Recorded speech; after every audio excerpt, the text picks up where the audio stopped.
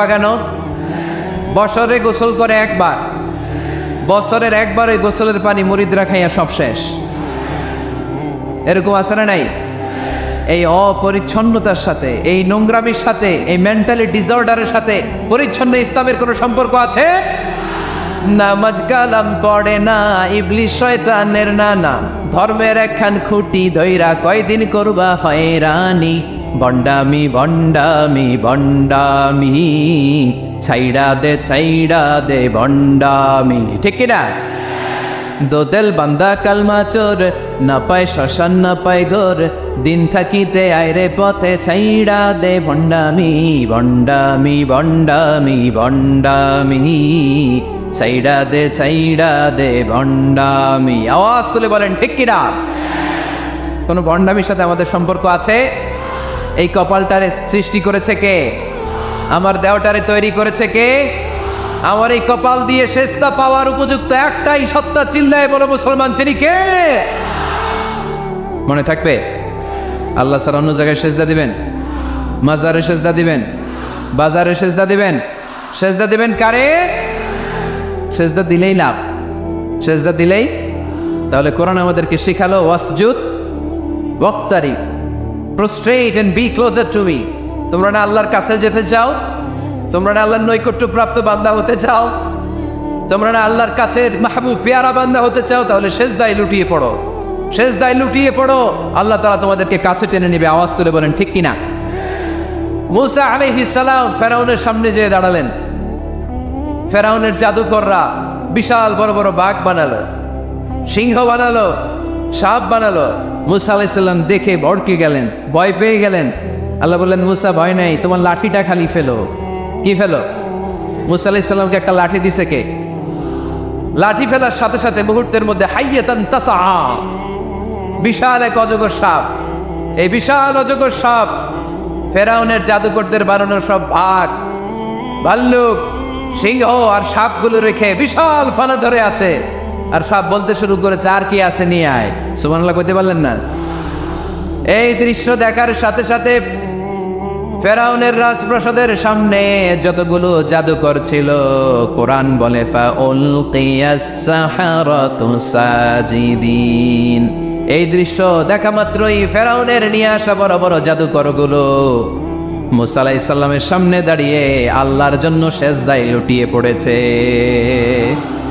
ফাউলকিয়াস সাহারাতু সাজিদিন, সেজদায় লুটিয়ে পড়ে ঘোষণা দিল, আমি ফেরাউনরে মানি না, আমি কোন নাস্তিককে মানি না, আমি মুসার রব, হারুনের রব, বনি ইসরাইলের রব, আল্লাহর জন্য সেজদায় লুটিয়ে পড়লাম। চিল্লায় পড়েন আল্লাহু আকবার। মুহূর্তেই এক সেজদার কারণে তাদের নসিবে হেদায়েত দিয়ে দিয়েছে কে? পৃথিবীর কেউ কাউরে হেদায়েত দিতে পারে? অনেক বাবা ছিল নবী, ছেলের কপালে হেদায়েত নাই, আছে না নাই? অনেক ছেলে ছিল নবী, বাবার কপালে হেদায়েত নাই, আছে না নাই? হেদায়েত দেওয়ার মালিক একজন, চিল্লায় বলেন তিনি কে? একটা সেজদা, একটা সেজদা, একটা সেজদার আদেশকে অমান্য করার কারণে ইবলিস জাহান্নামীদের সর্দার। চিল্লায় বলেন ঠিক কিনা? ওয়াইদ কুলনা লিল মালাইকাতি ইসজুদু লিআদম ফাসাজাদু ইল্লা ইবলিস আবা ওয়াস্তাকবারা ওয়া কানা মিনাল কাফিরিন। আল্লাহ বললেন, ও ফেরেশতাকুল সবাই আমার আদেশ মোতাবেক আদমকে সেজদা করো। সবাই সেজদা করলো, একজন ছাড়া, সে কে? আরো জোরে বলেন। অস্বীকার করলো, ওয়াস্তাকবার, অহংকার দেখালো, ওয়া কানা মিনাল কাফিরিন, কাফিরদের অন্তর্ভুক্ত হলো, জাহান্নামীদের সর্দার হলো। কয়টা সেজদার আদেশ? আওয়াজ করে বলেন, কয়টা সেজদার আদেশ অমান্য করছে? সেজদা কয়টা দেয় নাই? আপনি দেন নাই কয়টা? হ্যাঁ, আমরা দেই নাই কয়টা? এক সেজদা না দিয়া জাহান্নামীদের লিডার। আমরা সেজদা মিস করছি কয়টা? কয়টা? মুসলমান সেজদায় লুটিয়ে পড়তে হবে একজনের খুশির জন্য, তিনি কে?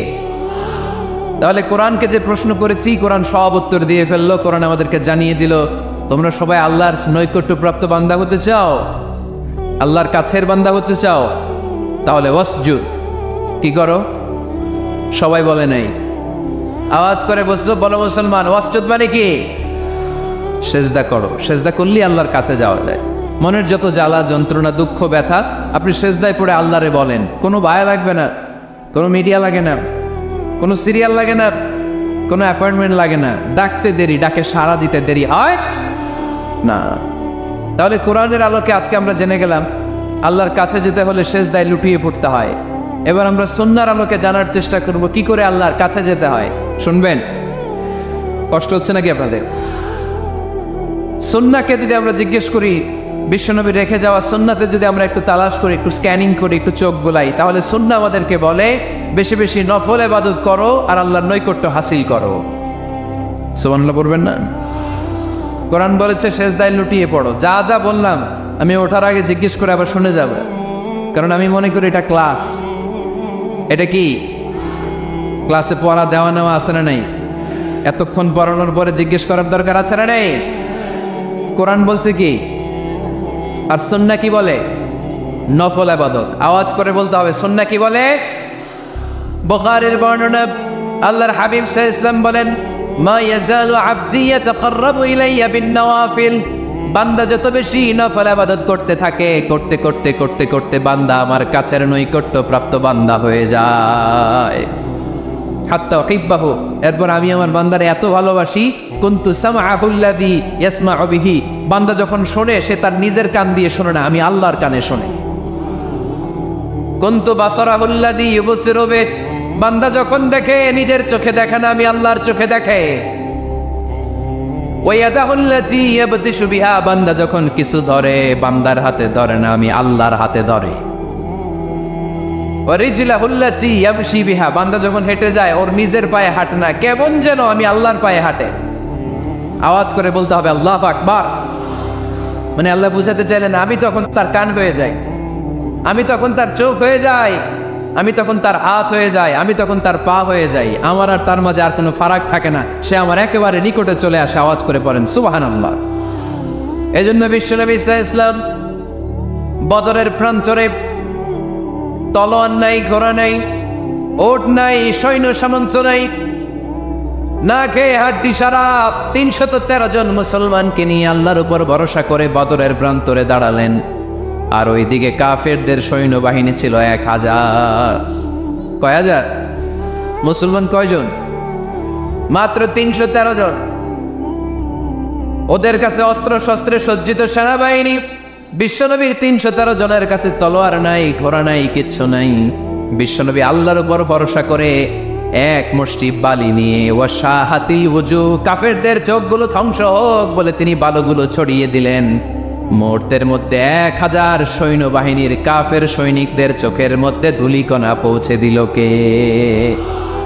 আল্লাহর হাবিব সাল্লাল্লাহু আলাইহি ওয়াসাল্লাম বদরের প্রান্তর থেকে এক মুষ্টি বালু নিয়ে বললেন শাহাতিল ওযু, বলে তিনি বালু ছুড়ে মারলেন। 1000 সৈন্যবাহিনীর চোখের মধ্যে বালু ছড়াই দিছে কে? বুঝে শুনে উত্তর দিয়েন। এখানে 1000 লোক দাঁড়ানো, আমি বালু নিলাম, গায়ের যত জোর আছে সবার চোখের দিকে মারলাম। 1000 জনের চোখের ভিতরে ঢুকবে সর্বোচ্চ 5 জন, বেশি হইলে 10 জন, তার চেয়ে বেশি হইলে 20 জন, বেশি হইলে 50 জন। বুঝে শুনে উত্তর দিয়েন। আমার মুষ্টিবদ্ধ বালু ছুঁড়ে মারলে 1000 মানুষের চোখের মধ্যে পড়বে? আওয়াজ করে বলেন পড়বে? এজন্য আল্লাহ বলেন নবী ওটা তুমি মারো না, ওটা আমি মারছি। সুবহানাল্লাহ নাই? আল্লাহ বিশ্বনবীর ডেকে বলেন ওমা রামাইতা ইয রামাইতা ওয়ালাকিন্নাল্লাহা রামা। নবী বালু তুমি ঠিকই তোমার হাতে নিয়েছো, কিন্তু আমি আল্লাহর নিজ দায়িত্বে 1000 কাফেরের চোখের ভেতরে বালুগুলো পৌঁছে দিয়েছি। তাহলে বান্দা যখন নফল ইবাদত করে তখন বান্দার হাত আর বান্দার হাত থাকে না, ওইখানে আল্লাহর হাত যুক্ত হয়ে যায়। বান্দার পা থাকে না, সেখানে আল্লাহর পা যুক্ত হয়ে যায়। বান্দা যখন দেখে নিজ চোখে দেখে না, আল্লাহর দৃষ্টিশক্তি সেখানে যুক্ত হয়ে যায়। চিল্লায় বলেন ঠিক কি না? এজন্য নফল ইবাদত করতে রাজি আছেন তো? সুনানে তিরমিজির বর্ণনায় আল্লাহর হাবিব সাল্লাল্লাহু আলাইহি ওয়াসাল্লাম বললেন হাদিসে কুদসি কিয়ামতের দিন বান্দার যখন ফরজে ঘাটতি হবে, কিসে ঘাটতি হবে? ফরজে। আল্লাহ পাক বলবেন উনজুরু আল্লি আবদি মিন তাতাওয়ু, ও ফেরেশতারা দেখো তো আমার বান্দা নফল করছে কিনা। ফরজে যেহেতু তার ঘাটতি, দেখো তো আমার বান্দার কোনো নফল ইবাদত আছে কিনা। ফেরেশতারা বলবে আছে। আল্লাহ বলবেন তাহলে ফরজগুলার যেহেতু ঘাটতি, নফল থেকে কিছু এনে ফরজে বসাই দিয়ে ওগুলোর ফরজ বানায় দাও। এজন্য নফল ইবাদতের দরকার আছে না নাই? ফরজ তো করাই লাগবে, এটা কম্পালসারি, এটার মাফ নাই, এটা অব্লিগেটরি। নফল করে আল্লাহর কাছে যাওয়া যায়। নফল হচ্ছে ওভার টাইম। নফল ইবাদত কেমন? আওয়াজ করে বলেন। তাহলে কোরআনের আলোকে আমরা জানলাম যে আল্লাহর কাছে যেতে হলে কি করতে হয়? সেজদা দিতে হয়। আর সুন্নাহর আলোকে আমরা জানলাম আল্লাহর কাছে যেতে হলে কি করার মাধ্যমে কাছে যেতে হয়? আওয়াজ করে বলেন। নফল ইবাদত করতে রাজি আছেন সবাই? সবচাইতে শ্রেষ্ঠ নফল ইবাদত হচ্ছে কোরআনের তেলাওয়াত, ঠিক কিনা? আল্লাহর হাবিব সাল্লাল্লাহু আলাইহি ওয়াসাল্লাম বললেন, নফল ইবাদতের মাধ্যমে আল্লাহর কাছে যেতে চাও, নৈকট্যপ্রাপ্ত বান্দা হতে চাও, আফদালুল ইবাদাতি তিলাওয়াতুল কোরআন। সবচাইতে যত নফল ইবাদতের লিস্ট হতে পারে, এই লিস্টে র্যাঙ্কিং এ 1 নাম্বার থাকবে কোরআনের তেলাওয়াত। এই কোরআন তেলাওয়াত করতে রাজি আছেন তো? আমার হাতে যে কিতাবটার নাম কি? সবাই বলতে পারেন নাই। আওয়াজ করে বলেন তো কিতাবটার নাম। এই কিতাবে ভুল আছে, সন্দেহ আছে, সংশয় আছে? এটা আলোর পথ দেখায়। এই কিতাব মানুষকে মানুষের মতো মানুষ বানায়, ঠিক কিনা? গরুর পেট থেকে বেরোলে ওটা গরু, ছাগলের পেট থেকে বেরোলে ওটা ছাগল হয়, মানুষের পেট থেকে বেরোলে ওটা মানুষ হয় না, ওটার মানুষ বানাইতে হয়। মানুষ বানানোর জন্য কোরআন পড়ার দরকার আছে না নাই? তাহলে নফল আবাদত করে আমরা আল্লাহর নৈকট্য পেতে চাই। 1 নাম্বার যে আবাদতের কথা আপনাদেরকে শোনালাম সেটা হচ্ছে কোরআনের তেলাওয়াত। রাজি আছেন সবাই? ফজরের পরেই এই নিমসার এলাকায়, এই কুমিল্লা এলাকায় কোরআনের সুমধুর বাণীতে আমাদের গ্রামগুলো মুখরিত থাকতে হবে। আওয়াজ করে বলেন ঠিক কিনা? একটা সময় ছিল আমার বাংলার 68,000 গ্রাম থেকে ফজরের পর কোরআনের ধ্বনি শোনা যেত। 68,000 গ্রাম থেকে, মক্তবগুলো থেকে আল্লাহর বাণী শোনা যেত। কিন্তু এখন নানা ষড়যন্ত্রের কবলে পড়ে আমাদের মক্তব বন্ধ হচ্ছে, আমাদের কোরআন তেলাওয়াত থেমে যাচ্ছে। কোরআনের তেলাওয়াত কশিনকালেও থামায় দেওয়া যাবে না। চিল্লায় বলেন ঠিক কিনা? রোজ সকালে শুনতাম আগে আল কোরআনের বাণী রে, আল কোরআনের বাণী। এখন শুনি সারে গামার দীপ্ত ফেন ফেনানি। ধর্মপ্রাণ মুসলমান আজকাল হয়েছে মডার্ন। ধর্মপ্রাণ ধর্মপ্রাণ আমরা বড়ই ধর্মপ্রাণ। নামাজ রোজার কিছু নাই, ভুলেও ধরি না কোরআন। ধর্মপ্রাণ ঠিক কিনা? প্রতিদিন কোরআন শিখায় যে তার পকেট যায় ফাঁকা রে, তার পকেট যায় ফাঁকা। সপ্তাহে 2 দিন গান শিখায় যে নেয় তো 1000 টাকা। ধর্মপ্রাণ মুসলমান আজকাল হয়েছে মডার্ন। ধর্মপ্রাণ ধর্মপ্রাণ আমরা বড়ই ধর্মপ্রাণ। নামাজ রোজার কিছু নাই, বলেও ধরি না কোরআন। ধর্মপ্রাণ। আমরা কি এমন ধর্মপ্রাণ হতে চাই? ফজরের পর আমাদের সিলেবাস কি? কোরআন তেলাওয়াত। আওয়াজ করে সবাই বলেন, ফজরের সালাতের পরে আমাদের প্রতিটি পরিবারে, প্রতিটি ঘরের সিলেবাস কি? তাহলে কোরআন তেলাওয়াত করব। 2 নাম্বার তাহাজ্জুদের সালাত পড়ব। কিসের নামাজ? হুজুর ফজরই পড়তে পারি না। ফজরই যে ফজর পড়ে তার জন্যই না তাহাজ্জুদ, ঠিক কিনা? ফজরই তো পড়তে পারি না, তাহাজ্জুদ করব কখন? তাহাজ্জুদ পড়লে আপনার মর্যাদা বাড়ায় দিবে কে? রব্বুল আলামিন বলেন, ওয়া মিনাল লাইলি ফাতাহাজ্জাদ বিহি নাফিলাতান লাকা আসা আন ইয়াবআসাকা রাব্বুকা মাকামাম মাহমুদা। তাহাজ্জুদের নামাজ যারা পড়বে তাদের মর্যাদা বাড়িয়ে দেয় কে? কারণ ওই মুহূর্তে আল্লাহ প্রথম আকাশে নেমে আসেন আর ডাকে, আলা মিন মুস্তাগফিরিন আগফিরাল্লাহ। কার ক্ষমা দরকার? ক্ষমা চা, ক্ষমা করে দেব। আলা মিন মুস্তাকসির আকসুলা। কার খাবারের দরকার, পোশাকের দরকার? চাও, দিয়ে দেব। চাও, কার কি লাগবে? চাও, আমি দিয়ে দেব। এজন্য শেষ রাতের দোয়া আল্লাহ কবুল করে। এই যে রমজান আসতেছে না সামনে, কোন মাসে রমজান? এপ্রিলে। রমজানে তাহাজ্জুদ পড়ার একটা সুবর্ণ সুযোগ, কারণ সাহারি খাওয়ার জন্য তো ওটাই লাগে। একটু তাহাজ্জুদের অভ্যাস করবো আমরা। রাজি আছি তো সবাই? 3 নম্বর নফল ইবাদত হচ্ছে দোয়া।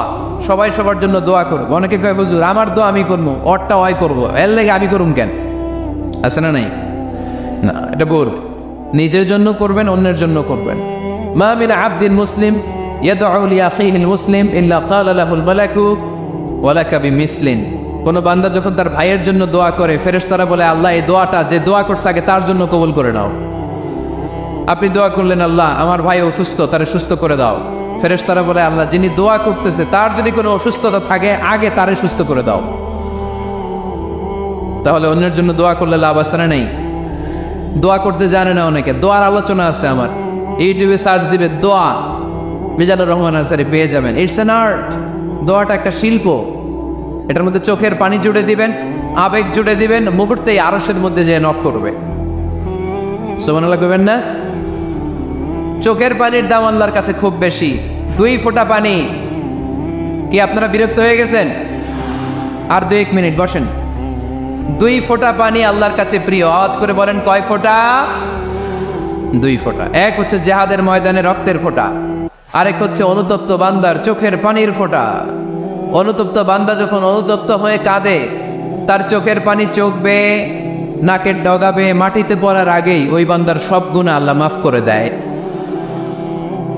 তাহলে প্রথমে কোরআন তেলাওয়াত, তারপর তাহাজ্জুদের নামাজ, তারপরে দোয়া, 4 নম্বরে জিকির।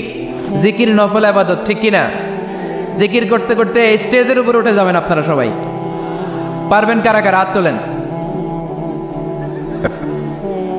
কত বড় সাহস দেখছেন?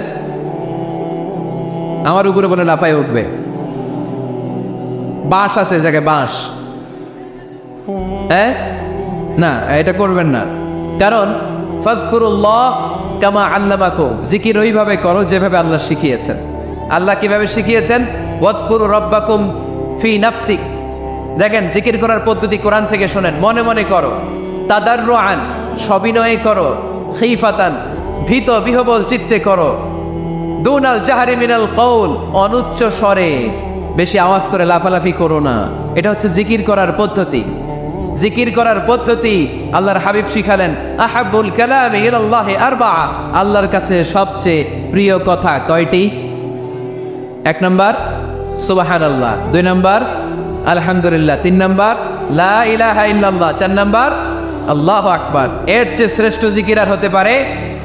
আবার আল্লাহর হাবিব সাল্লাল্লাহু আলাইহি ওয়াসাল্লাম বললেন, মান ক্বালা লা ইলাহা ইল্লাল্লাহ দাখালাল জান্নাহ, একবার লা ইলাহা বলে যে মরতে পারবে তার জন্য জান্নাত ওয়াজিব করে দিবে কে?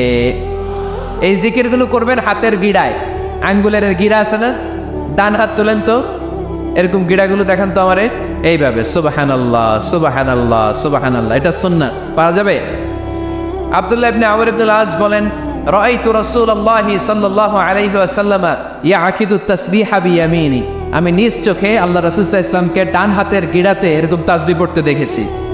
সুবহানাল্লাহ পড়েন, নীরবে নিঃশব্দে জিকির করবেন। হ্যাঁ এটা ঠিক, তালিমের জন্য একটু আওয়াজ করে প্রয়োজনে মাঝে মাঝে জিকির করা যায়। যেমন এইভাবে পড়েন, সুবহানাল্লাহ আলহামদুলিল্লাহ লা ইলাহা ইল্লাল্লাহ সুবহানাল্লাহ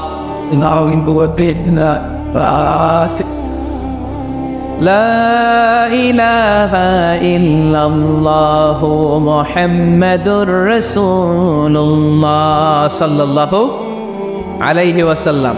এই যে আপনাদেরকে এখন আমি তালিম দিলাম, এই তালিমের উদ্দেশ্যে সুন্দরভাবে অল্প আওয়াজে জিকির করা যায়, কিন্তু চিৎকার চেঁচামেচি করে, আমার দিকে তাকান, এদিকে তাকান, চিৎকার চেঁচামেচি করে লাফালাফি করে জিকির করা যাবে?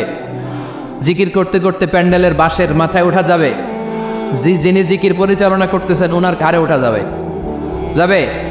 আল্লাহর হাবিব সাল্লাল্লাহু আলাইহি ওয়াসাল্লাম জিকির করতেছেন, আবু বকর ওমরে ফারুক বসা, আবু বকর রাদিয়াল্লাহু আনহু জিকির করতে করতে আল্লাহ রাসূলের ঘাড়ে। হাদিসে আছে না এগুলা?